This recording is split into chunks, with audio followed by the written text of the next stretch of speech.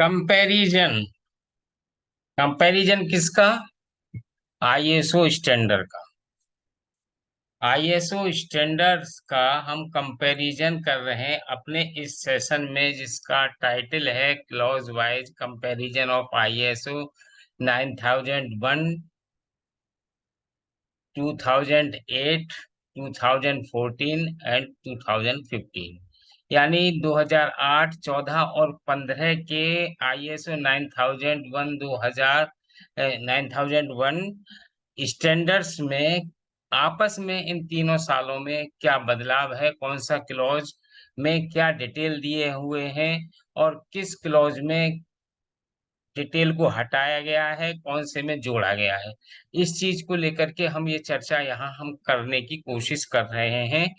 साथियों, आज का जो हमने क्लॉज लिया है डिस्कशन के लिए, वो है क्लॉज नंबर 5.2 और 5.3। इन दोनों क्लॉज पर आज की चर्चा हम शुरू करने वाले हैं। और आज की जो चर्चा के साथ साथ में ये हम बता देते हैं, पिछले वीडियो में हमने चर्चा की थी क्लॉज नंबर 5 और 5.1.2 पर हमने चर्चा की थी। आज है 5.2 और 5.3। नमस्कार दोस्तों, मैं हूं आपका दोस्त नासिर खान और आप देख रहे हैं एनके क्वालिटी ट्रेनर का यूट्यूब चैनल।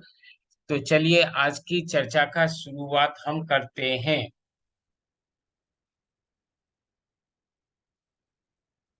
जैसा कि आप यहाँ देख सकते हैं, इस स्लाइड में हम दिखा रहे हैं आईएसओ 9001 2008 का ये कॉलम, 14 का ये कॉलम और 15 का ये कॉलम, यानी तीनों स्टैंडर्ड के अलग अलग टेबल फॉर्म में हमने क्लॉज को कंपैरिजन करने की कोशिश की है। तो पहला क्लॉज है जो हम आज बात कर रहे हैं 5.2, यानी जो 2008 में आईएसओ स्टैंडर्ड था उसका क्लॉज नंबर 5.2 कहता था कि कस्टमर फोकस की बात वो 2008 में करता था, जिसका डिटेल कुछ इस तरह से है कि top management shall ensure that customer requirements are determined and meet with the aim of enhancing customer satisfaction. यानी टॉप मैनेजमेंट ये सुनिश्चित करेगा कि ग्राहकों की आवश्यकताओं को निर्धारित किया जाता है और ग्राहकों की संतुष्टि बढ़ाने के उद्देश्य से पूरा किया जाता है। यानी ये इतना 5.2 क्लॉज नंबर 5.2 कस्टमर फोकस में 2008 के स्टैंडर्ड में दिया हुआ था ये डिटेल। लेकिन अगर हम 14 की बात करते हैं तो 14 में 5.2 क्लॉज जो आया वो चेंज हो गया, और वो चेंज क्या हुआ, क्वालिटी पॉलिसी यहाँ आ गई, यानी यहाँ से ये बदल गया। और 5.2 में यहाँ 2014 में और 15 में भी, दोनों की अगर हम कंपैरिजन करते हैं तो दोनों में क्वालिटी पॉलिसी की बात आ गई। अभी हम 14 की डिटेल को डिस्कस कर रहे हैं। तो क्लॉज नंबर 5.2 क्वालिटी पॉलिसी, उसका सब क्लॉज है 5.2.1, जिसमें top management shall establish review and maintain a quality policy that शीर्ष प्रबंधन गुणवत्ता नीति की स्थापना, समीक्षा और रखरखाव करेगा, जो कि इन पॉइंटों के आधार पर किया जा सकता है और करना चाहिए। जैसे पॉइंट ए को अगर हम बात करते हैं तो is appropriate to the purpose and context of the organization. संगठन के उद्देश्य और संदर्भ के लिए क्या उपयुक्त है, क्या चीज, क्वालिटी पॉलिसी। दूसरा पॉइंट है B, provides a framework of setting and reviewing quality objective. यानी गुणवत्ता उद्देश्यों की स्थापना, जो हमारे क्वालिटी ऑब्जेक्टिव्स होते हैं उनको इस्टेब्लिश करना और समीक्षा के लिए एक ढांचा प्रदान करता है, कौन, टॉप मैनेजमेंट। सी पॉइंट में कहता है includes a commitment to satisfy applicable requirements. लागू आवश्यकताओं को पूरा करने की प्रतिबद्धता शामिल है, ये कौन करता है, टॉप मैनेजमेंट। यानी वो प्रतिबद्धता करता है जो लागू आवश्यकताओं को पूरा करने के लिए। डी पॉइंट कहता है includes a commitment to continual improvement of the quality management system में निरंतर सुधार की प्रतिबद्धता शामिल है। यानी इसमें क्वालिटी मैनेजमेंट सिस्टम में हमेशा सुधार की बात करेगा, प्रतिबद्धता करेगा टॉप मैनेजमेंट।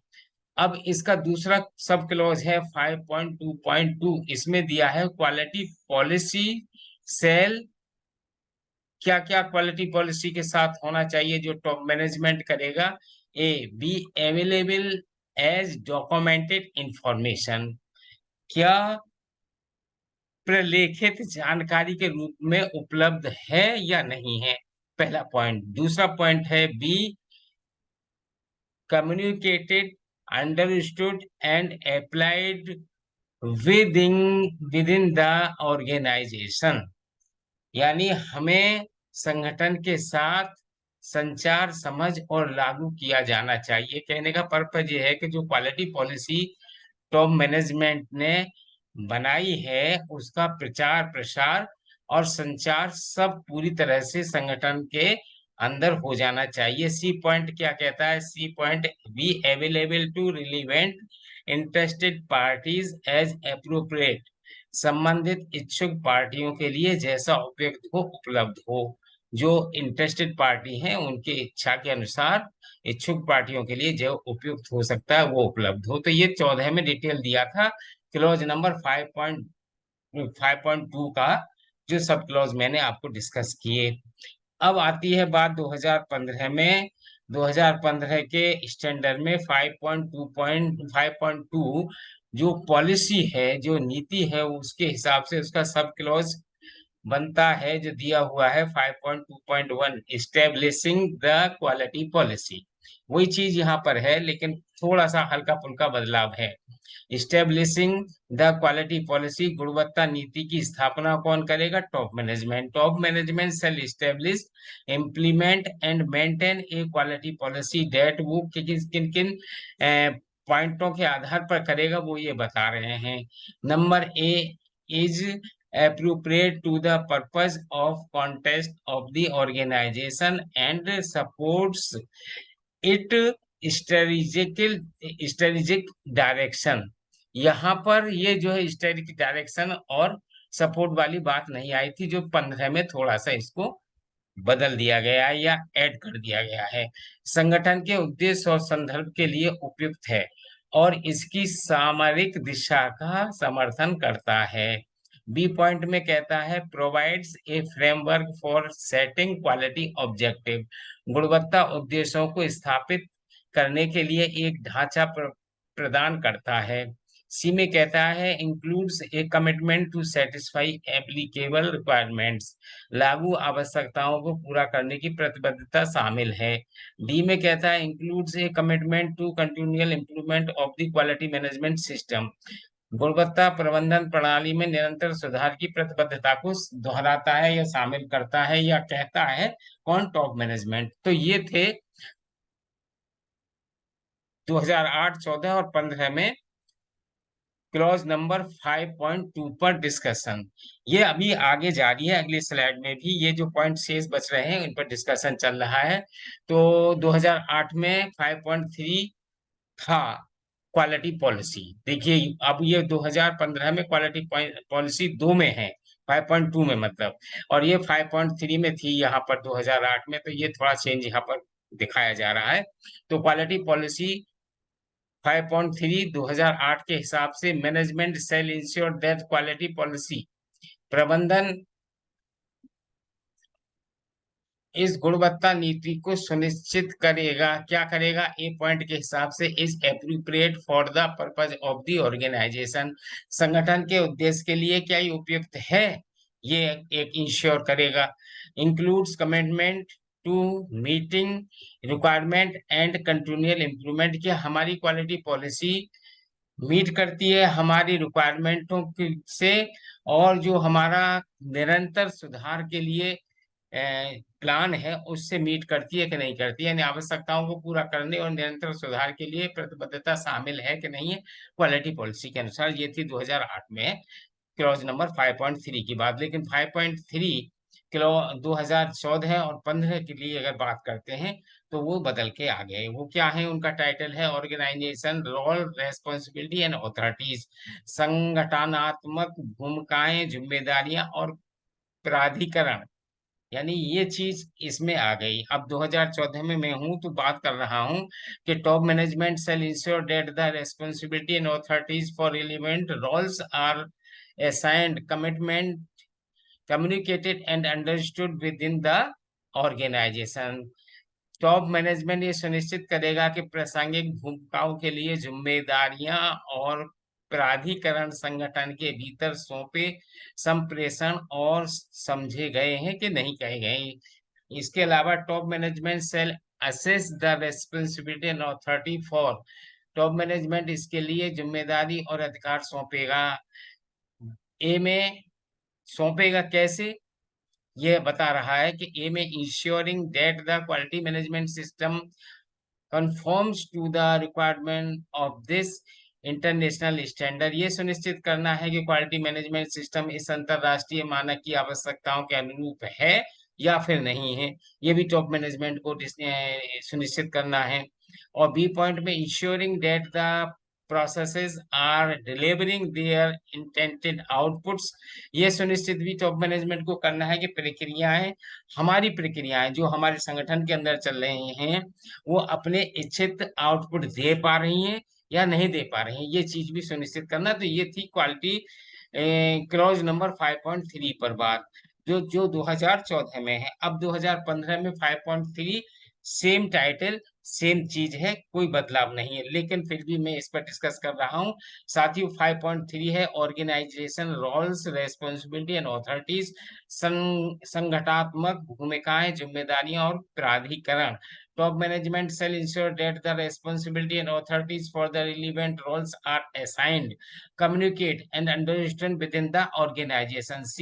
शीर्ष प्रबंधन ये सुनिश्चित करेगा, यानी टॉप मैनेजमेंट सुनिश्चित करेगा कि प्रासंगिक भूमिकाओं के लिए जिम्मेदारियां और प्राधिकरण संगठन के भीतर सौंपे, संप्रेषण और समझे गए हैं या फिर नहीं।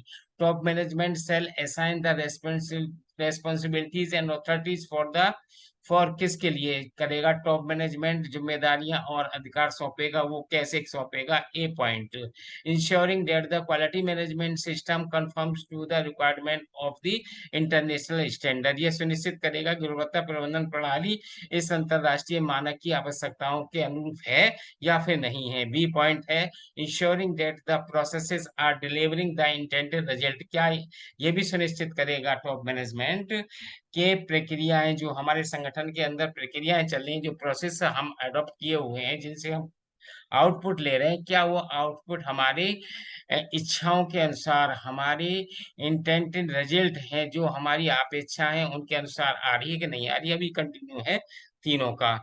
तो तीनों में 2008 में अगला वाला पॉइंट जो हमने यहाँ पर डिस्कस किया था बी तक, तो बी के बाद में सी पॉइंट इधर आ गया है। तो सी पॉइंट में कहता है क्लोज नंबर 5.3 का ही चल रहा है कंटिन्यूएशन अभी।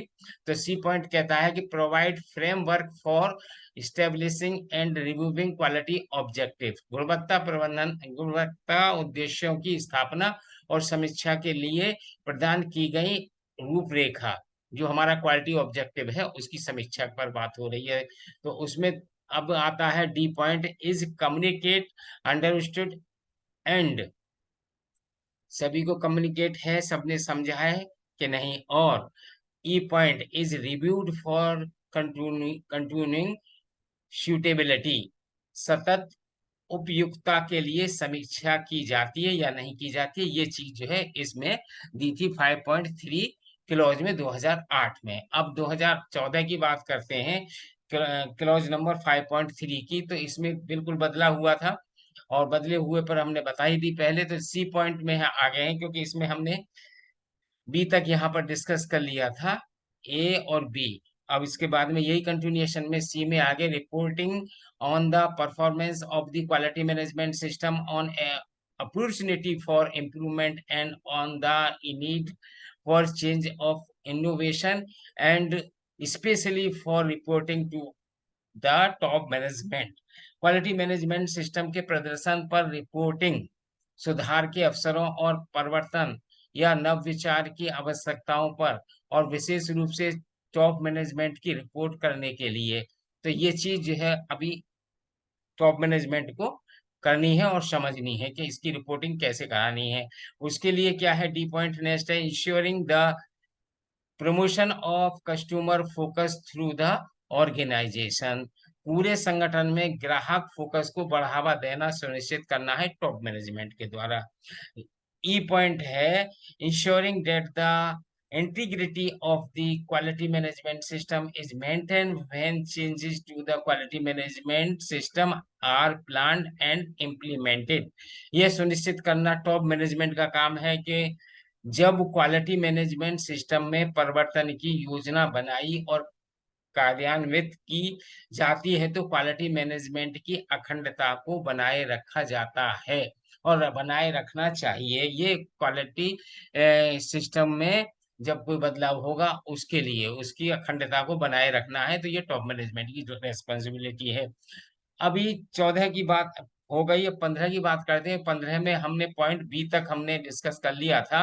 अभी इसका नेक्स्ट पॉइंट सी आ रहा है, तो रिपोर्टिंग ऑन द, हालांकि कोई चेंज नहीं है 14 15 में, 8 में, 8 से 14 और 15 में चेंज है, 8 वाला पूरा बदल गया है, लेकिन 14 15 में कोई बदलाव नहीं किए गए, सेम है। तो सी पॉइंट है, reporting on the performance of the quality management system and on opportunity for improvement. C 10.1, clause number 10.1 को आप देख सकते हैं। In particular to top management, गुणवत्ता प्रबंधन प्रणाली के प्रदर्शन और सुधार के अवसरों पर रिपोर्ट देखें। 10.1 में डिटेल में दिया हो, विशेष रूप से टॉप मैनेजमेंट प्रबंधन को। डी पॉइंट है, ensuring that promotion of customer focus throughout the organization. पूरे संगठन में ग्राहक फोकस को बढ़ावा देना सुनिश्चित करना है। ई पॉइंट है, ensuring that the integrity of the quality management system is maintain when changing to the quality management system are plan and implemented. यह सुनिश्चित भी करना है कि गुणवत्ता प्रबंधन प्रणाली में परिवर्तन की योजना और कार्यान्वयन के दौरान गुणवत्ता प्रबंधन प्रणाली की अखंडता को बनाए रखना है टॉप मैनेजमेंट की रेस्पॉन्सिबिलिटी। यानी 14 और 15 में एक जैसा है, 8 से बदल गया है। तो साथियों, ये था मेरा एक प्रयास जो आप सबसे साझा किया, शेयर किया। कोई मिस्टेक हो गई हो, गलती हो गई, क्षमा चाहता हूँ। और मैं आप सबका हृदय से धन्यवाद देता हूँ वीडियो वॉच करने के लिए। आप लोगों से पुनः मेरी रिक्वेस्ट है कि यदि आप अपना कोई सुझाव देना चाहते हैं तो मैं उसका स्वागत करता हूँ। मेरे काम को इम्प्रूवमेंट के पॉइंट ऑफ व्यू से आप सुझाव सुझाव दे सकते हैं, कोई प्रश्न कर सकते हैं। और आप लाइक शेयर कमेंट और सब्सक्राइब जरूर करिएगा। और स्पेशली जो इंडस्ट्रीज लाइफ में काम कर रहे हैं और जहाँ पर आईएसओ से रिलेटेड वर्क होता है, उन लोगों को तो करना ही चाहिए। और वेल आइकन को भी आप उस क्लिक कर लीजिएगा, ऑन कर लीजिएगा, जिससे कि नया नोटिफिकेशन आप तक पहुंच जाए। धन्यवाद, थैंक यू। मिलता हूं मैं अगले एक वीडियो में कंपैरिजन के साथ नए क्लॉज लेकर के। आपका दोस्त नासिर खान अगले वीडियो तक लेता है इजाजत। मिलता हूं फिर। नमस्ते, जय हिंद, जय भारत, थैंक यू। अपना रखिए ख्याल। नमस्ते, गुड नाइट।